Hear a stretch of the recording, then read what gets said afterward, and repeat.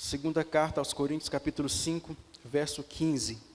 E ele morreu por todos, para que os que vivem não vivam mais para si, mas para aquele que por eles morreu e ressuscitou. Olha que palavra maravilhosa. Eu quero começar com uma pergunta. Para quem que você vive? Para quem você vive? Nós, por vezes, erroneamente dizemos o seguinte: eu vivo para os meus filhos. Alguém já disse isso? Eu vivo para a minha família. Erroneamente nós falamos isso. Paulo está nos mostrando por meio desse texto que nós não devemos viver para outro senão para Ele, para o Senhor. Porque Ele morreu por nós, Ele nos comprou. Então, erroneamente, às vezes nós falamos dessas coisas, mas eu quero trazer clareza aqui por meio dessa palavra ao seu coração, para que você compreenda que a sua vida, a nossa vida, ela deve ser uma vida de devoção completa ao Senhor. Querido, ser cristão é viver para aquele que morreu por nós. Ser cristão é viver para aquele que morreu e ressuscitou. Nas palavras de Paulo aqui, morreu e ressuscitou. Paulo disse: nenhum de nós vive para si. Romanos capítulo 14, 7, diz assim: nenhum de nós vive para si e nenhum morre para si. Porque se vivemos, para o Senhor vivemos, e se morremos, para o Senhor morremos. Quer pois vivamos, quer morramos, somos do Senhor. Então, Paulo diz também: portanto, quer comais, quer bebais, quer façais qualquer outra coisa, façais tudo para a glória de Deus. Então Paulo está aqui esclarecendo que o nosso viver deve ser em função para o Senhor. Uma vez que Ele morreu por nós, que Ele nos comprou, a nossa vida agora deve ser em função dEle, para obedecer a Ele, para viver para Ele, ou seja, viver para a glória de Deus, é o que Paulo disse. O seu casamento tem que ser para a glória de Deus, os seus filhos têm que ser para a glória de Deus, o seu serviço, a sua empresa, o que você faz, tem que ser para glorificar o Senhor. Tudo que você é, tudo que você faz, tem que ser para a glória do Senhor. Tudo que nós somos, tudo que nós temos, tem que glorificar o nome do Senhor. Eu tenho dito isso muito aqui, irmão. Se você pede dinheiro para Deus sem propósito, esse dinheiro vai destruir você, porque tudo que nós temos tem que ser para glorificar o nome do Senhor. Tudo que nós somos tem que ser para glorificar o nome do Senhor. Então preste muito bem atenção. O salmista vai dizer no capítulo 49, verso 7: homem algum pode redimir seu irmão para pagar a Deus o preço da sua vida, pois o resgate de uma vida não tem preço. Diga comigo: o resgate de uma alma não tem preço. Ou seja, não há nada na terra e no céu que pague o preço da sua alma. Pastor, eu estou falando sério, nem no céu tem, nem no céu tem. Tanto é que Deus teve que entregar o seu filho, porque não tinha nada que fosse capaz de pagar o preço pela sua salvação, pela sua alma. Então a Bíblia diz que Deus, Ele entrega Jesus, então é onde cumpre a palavra de João 3,16, que diz que porque Deus amou o mundo de tal maneira que entregou o seu Filho, para que todo aquele que nele crer não pereça, mas tenha a vida eterna. Então você acha que Deus não procurou uma maneira de não matar Jesus? De não sacrificar Jesus? Você acha mesmo que Deus não olhou, não tentou uma outra maneira de não sacrificar o seu Filho? Com certeza. Sabe, Ele deve ter olhado na terra, no céu, mas não tinha nada que pagasse o preço, como diz o salmista, não há nada que vale o preço de uma alma. Então, nós somos comprados, segundo a palavra de Pedro, capítulo 1, verso 18, diz assim: não fomos comprados com coisas corruptíveis, como prata ou ouro, mas com o precioso sangue de Cristo Jesus. Diga assim: eu fui comprado. Comprar pessoas fala de escravidão, irmãos. E é aqui que eu quero que você fique muito atento para você entender o teor dessa palavra dessa noite. Comprar pessoas fala de escravidão. Então, o escravo é aquele que foi comprado, ou foi vendido, ou foi vencido. Porque muitas pessoas se vendiam como escravo porque eles não tinham como pagar as suas dívidas. Então, na antiguidade, eles se vendiam como servos, como escravos, porque eles tinham dívidas impagáveis, e eles então não tinham como pagar aquelas dívidas, eles se vendiam como escravos, para servir aquelas pessoas. Então, nós podemos nos vender como escravo. Nós podemos também ser vencidos. A palavra de Deus diz, Pedro fala que aquilo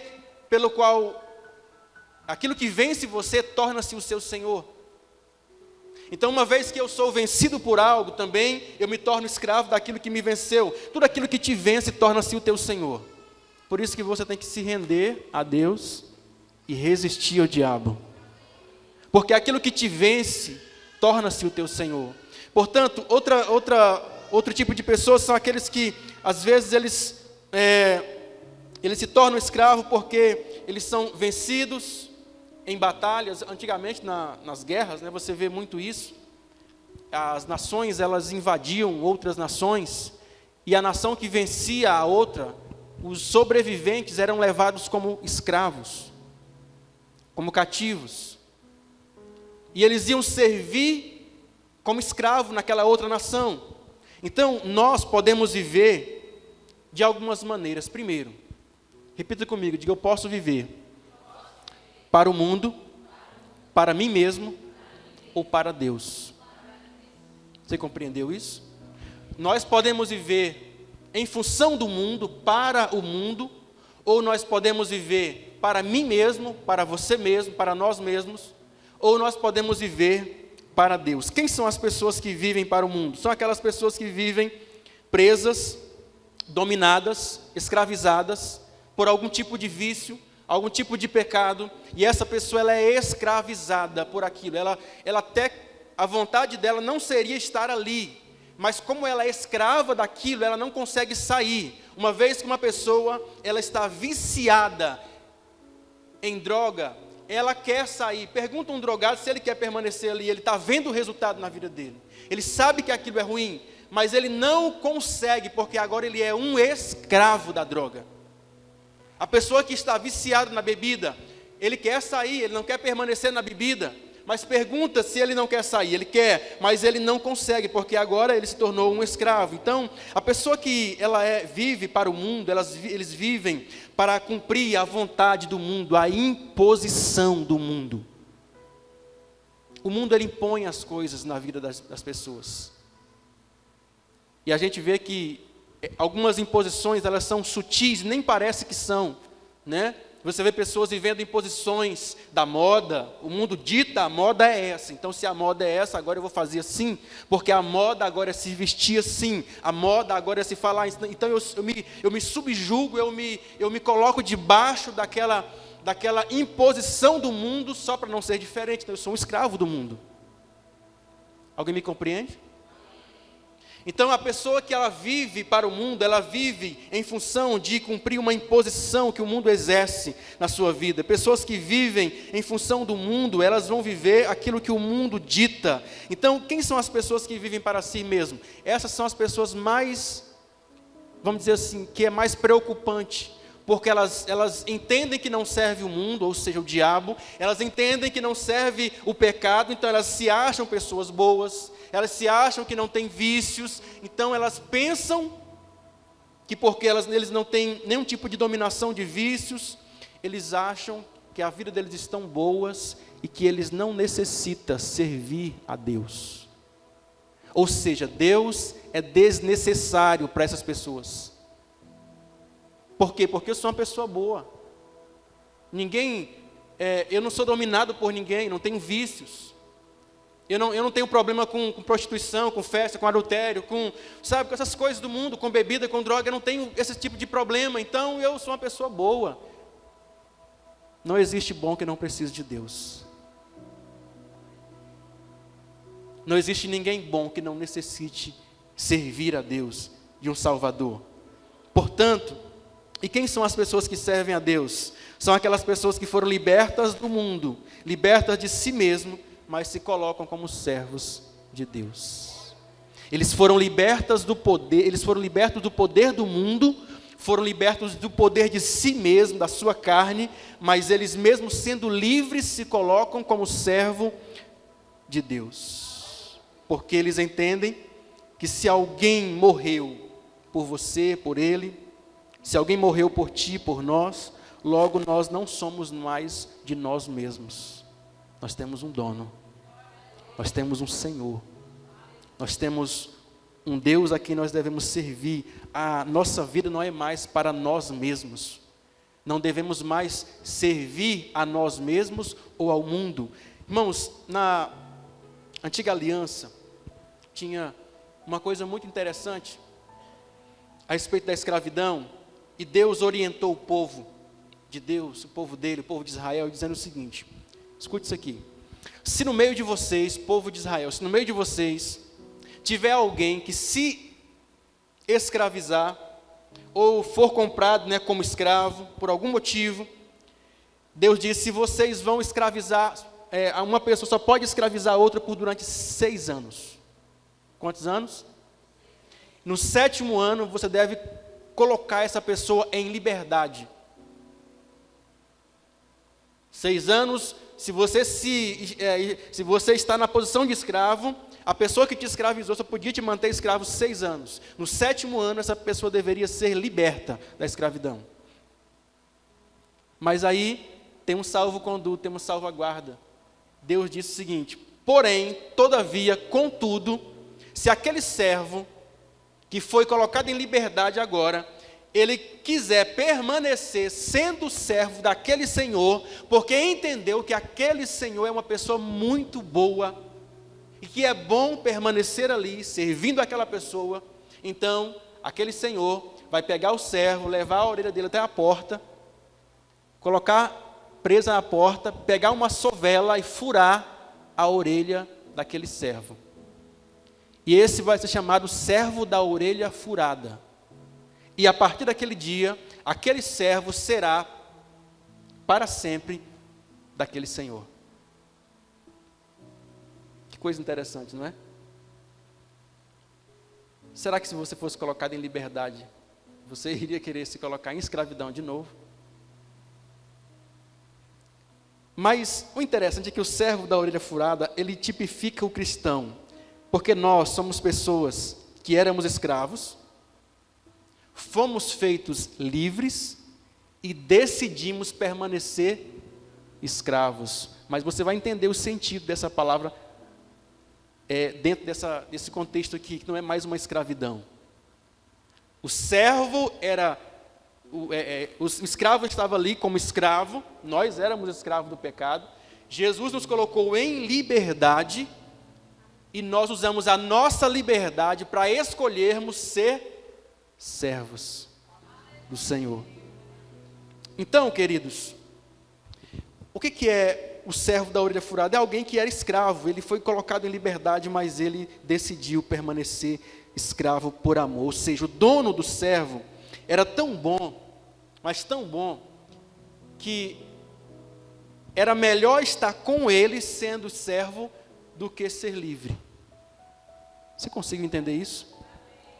O Senhor era tão bom, mas tão bom, que era melhor permanecer ali do que ser livre. Será que alguém entende esse contexto na nossa vida?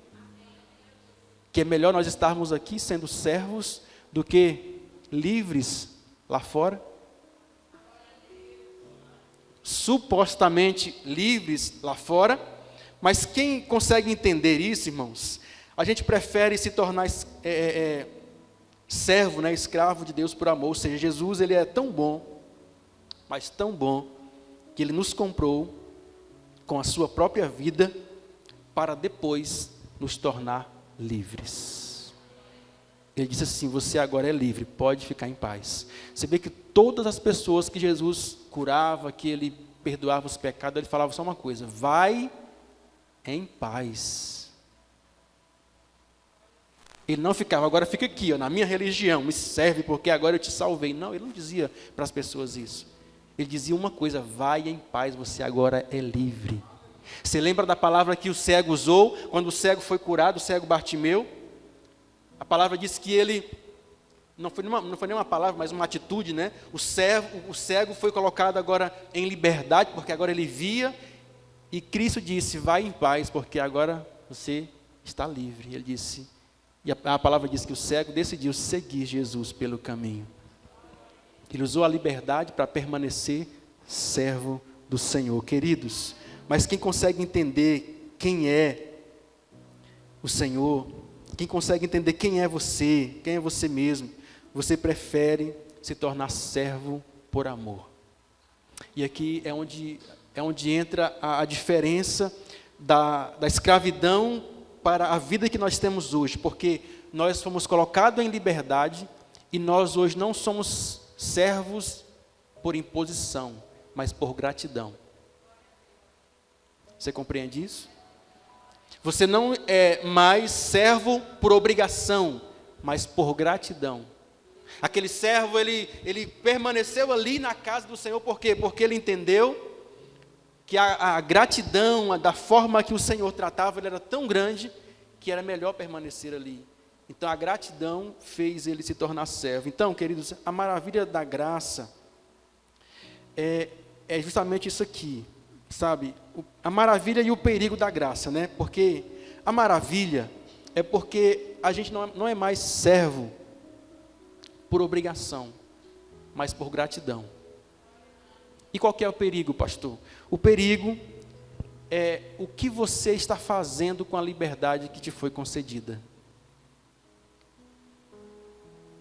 Você era escravo do pecado. Jesus te tornou livre. E agora você é livre. O que você está fazendo com a liberdade que te foi concedida para você? Porque como usamos a nossa liberdade vai determinar se permaneceremos livres ou não. Por isso que Paulo disse aos Gálatas, foste chamado à liberdade, não usei da liberdade para dar ocasião à carne. Você é livre.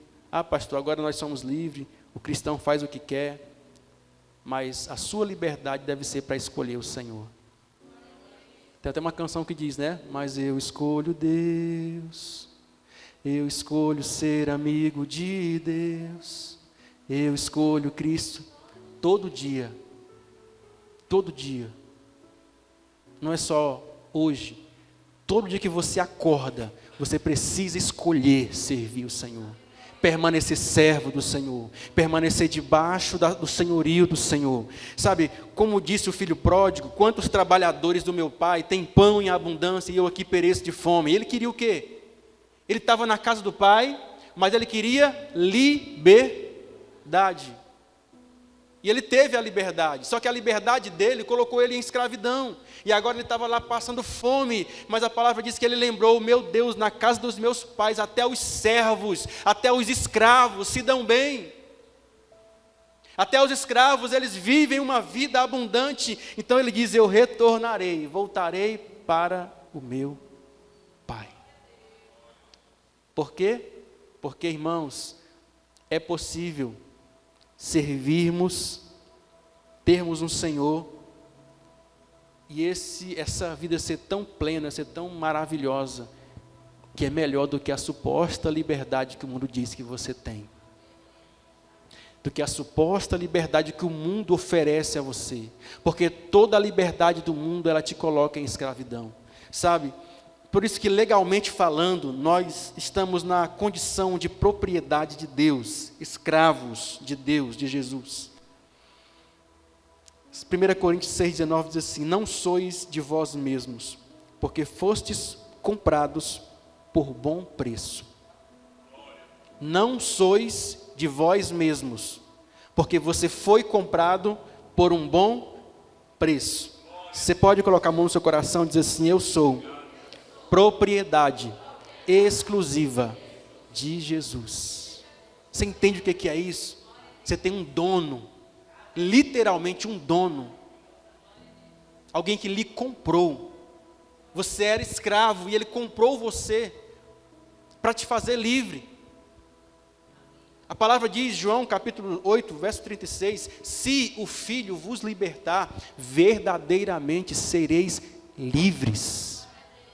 Se nós formos livres por Jesus, então a nossa liberdade ela é verdadeira. E como era no Antigo Testamento a redenção, né?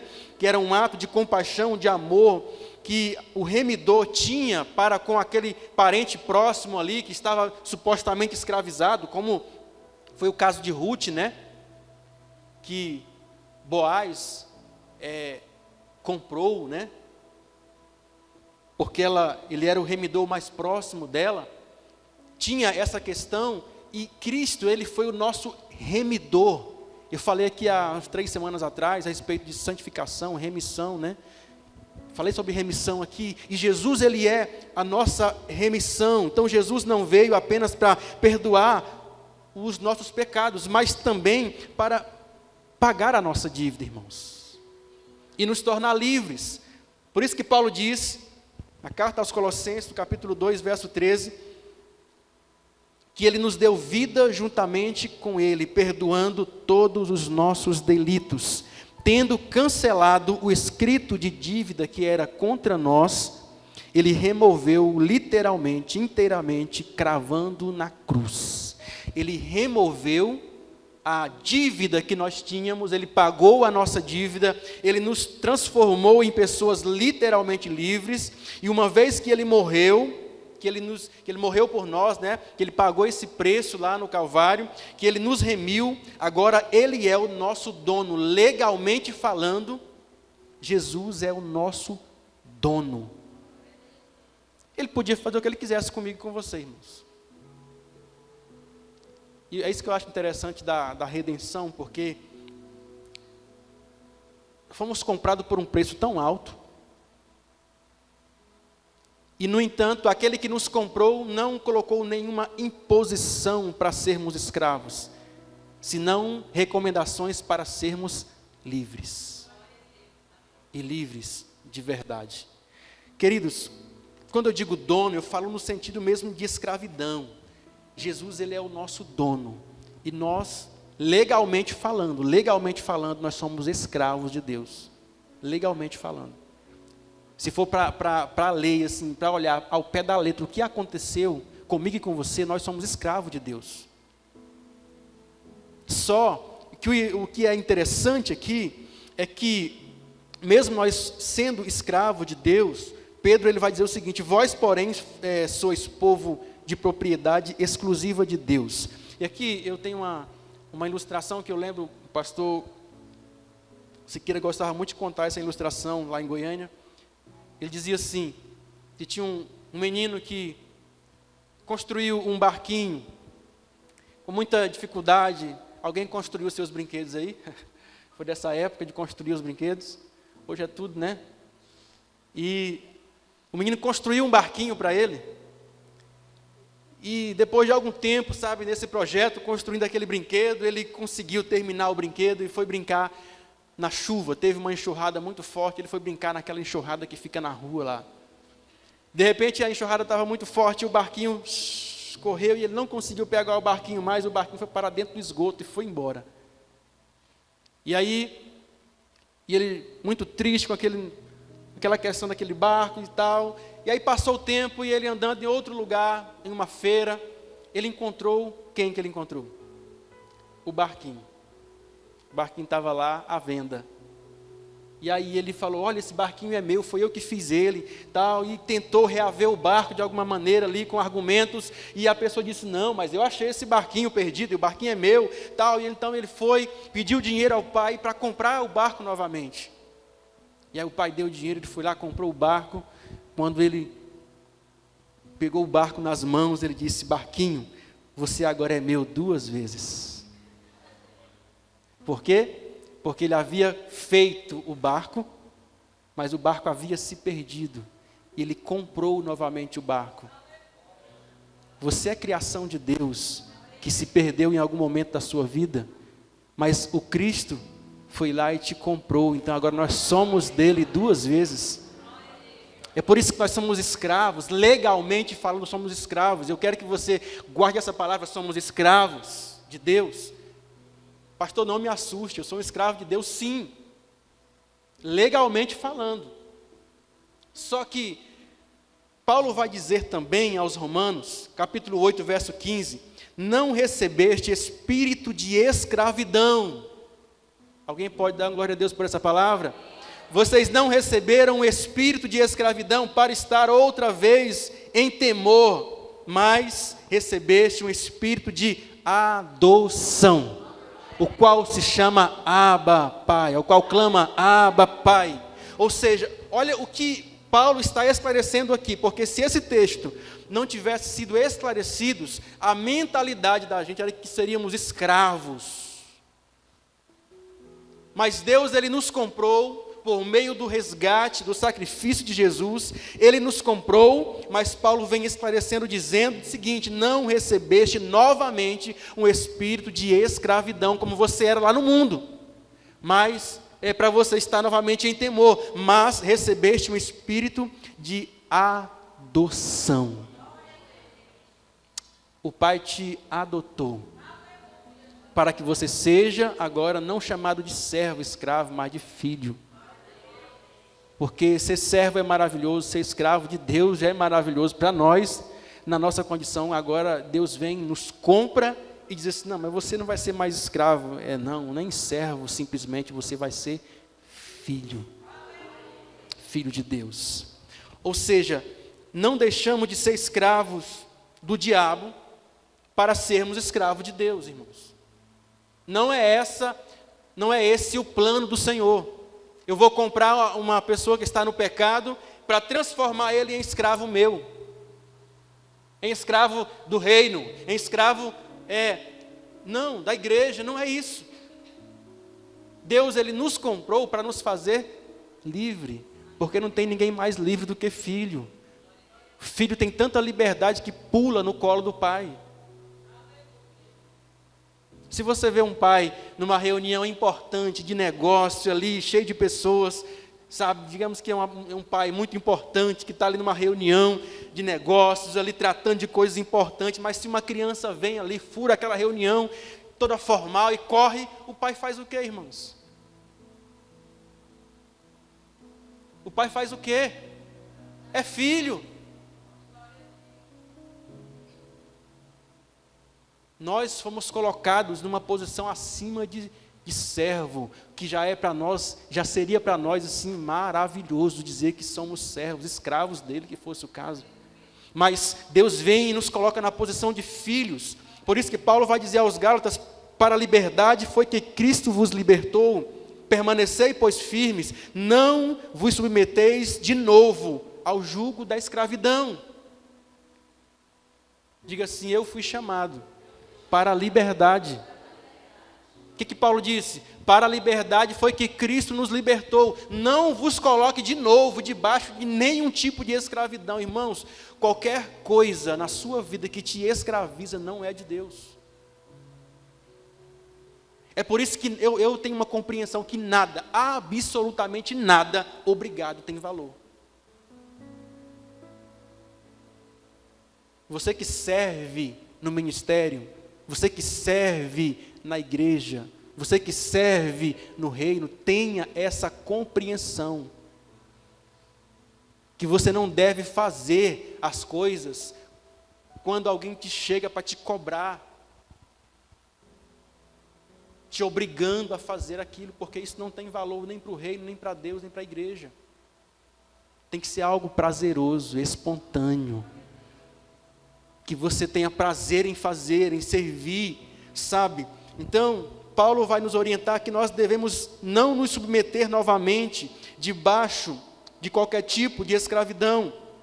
Quantas pessoas, irmãos, que logo que eles se veem livres, eles se colocam novamente debaixo de escravidão. Eu vou usar um exemplo aqui que é muito comum e cotidiano no nosso dia a dia. Você vê muitas pessoas reclamando de casamento.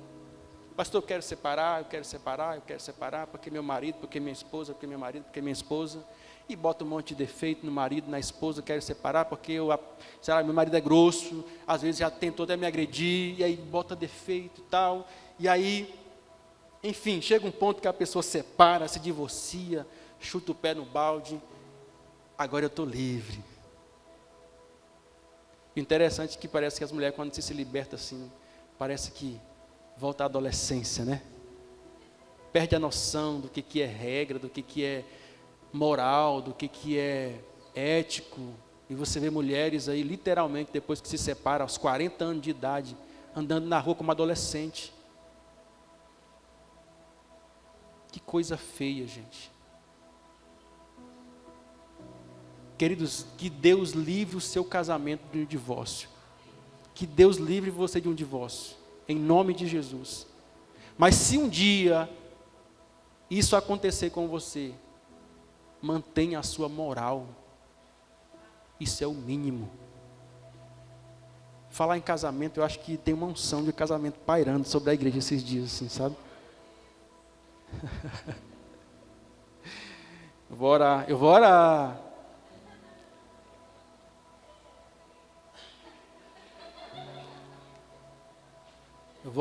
mesmo. Eu vou orar mesmo para Deus casar pessoas aqui, presentear pessoas aqui com casamentos abençoados. Já tenho orado por isso, é sério, tenho orado por isso. Porque é de Deus, irmãos.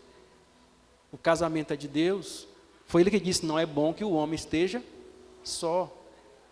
Daqui uns dias vão enforcar o outro. O Dr. Rodrigo está ali, já esperando a hora de... Né? Como é que é? Jesus, Ele nos comprou para a liberdade, irmãos. Para a liberdade. E nós usamos a nossa liberdade para nos tornarmos servos de Deus. Só retornando aqui ao exemplo do casamento, como que as pessoas fazem? Eu acho que não concluí aqui o raciocínio. Você vê a pessoa, ela se coloca em liberdade, né? Estou livre desse casamento que me sufoca, estou livre, agora estou livre. Geralmente, quase que 100% das pessoas que se separam casam pior do que o anterior.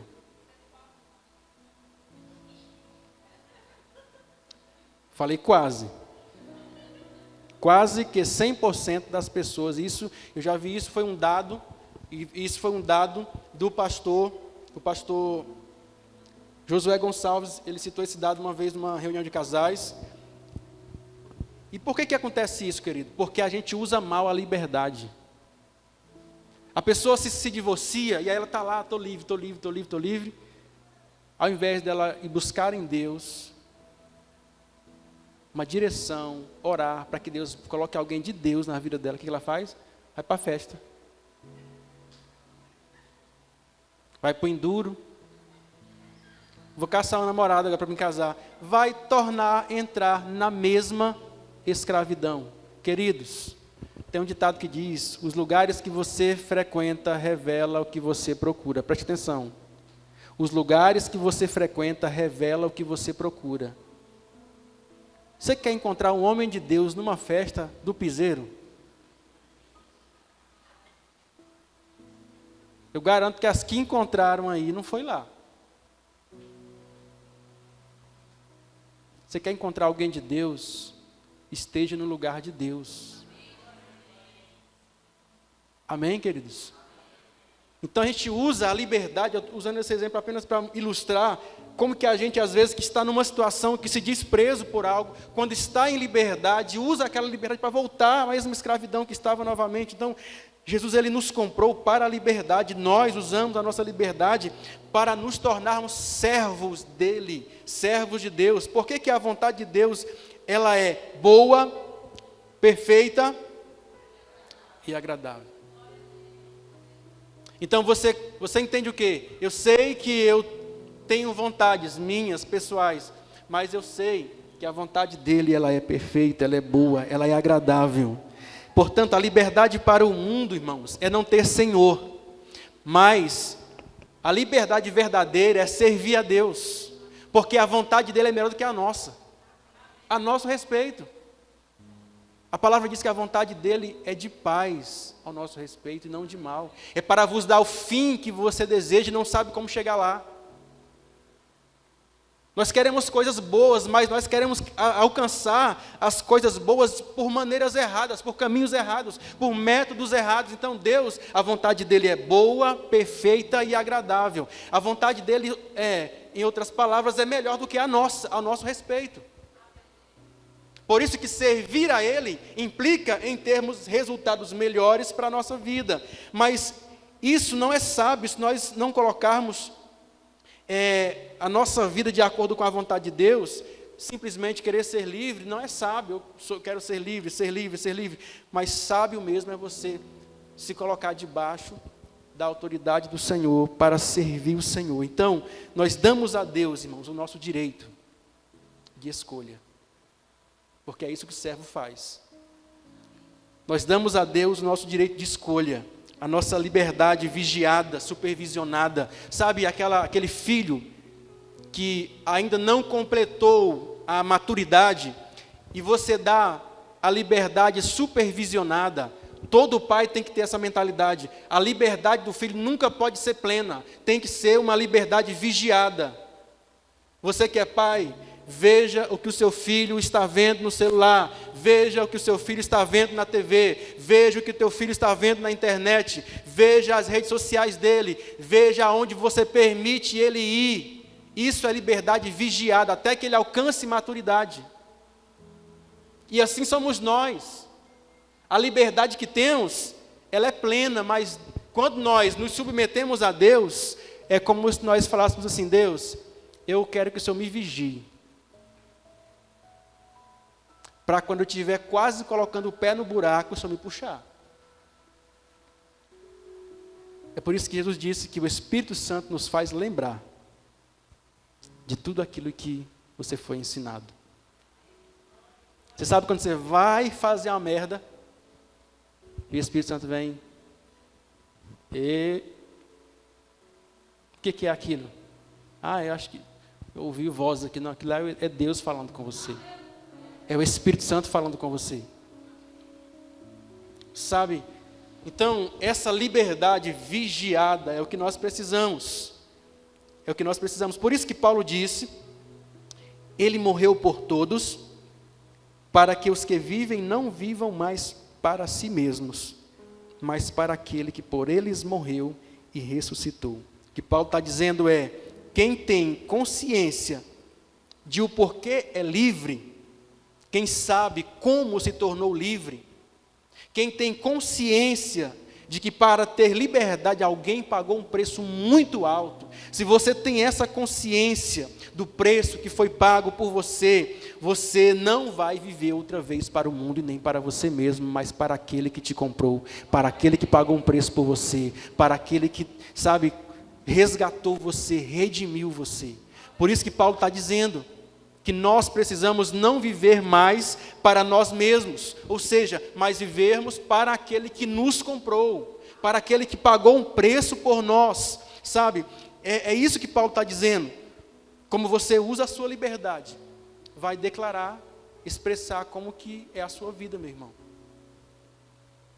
Se você quiser permanecer livre, seja servo de Deus. Parece assim um paradoxo, mas é a maior verdade. Se você quiser ser livre, se coloque debaixo da autoridade do senhorio do Senhor. Seja servo. Nós precisamos aprender a nos submeter ao senhorio do Senhor, ao senhorio de Deus na nossa vida. E como que Deus trata isso em nós? Esse espírito de servo. Se você não aprender a servir pessoas, você nunca vai conseguir ser um servo de Deus por excelência. Você pode virar para o seu irmão e diga assim: prazer, seu servo.